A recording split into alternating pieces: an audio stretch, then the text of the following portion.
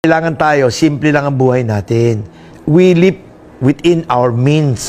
Tingnan mo yung mga ibang tao dyan. Nakatira na nga sa barong-barong. Nakatira na ng kung saan. Naka-signature na damit. Naka-signature na bag. May aso pang maliit. Mag-aaway na kami nun. Tutukoy ko to especially sa mga anak ko. I do not allow them to be going around na magyabang ng kung ano-anong sinusuot at kung ano-anong dinadala. Ngayon, nagpa-interview ako, kailangan daw nakarelo ako, kaya naka-stainless akong relo. Pero usually, hindi ako nagre-relo. Sabi nila, baka daw overacting na wala man lang daw ako relo. Tsaka nagbihis pa ako, dapat round neck t-shirt nga lang ang suot ko eh. Kailangan tinuturo sa mga bata na matuto ng simpleng buhay. Yung anak ko bunso, si Jacob, kagagraduate ng college. Pinadala ko sa probinsya, sa Pangasinan, sa planta.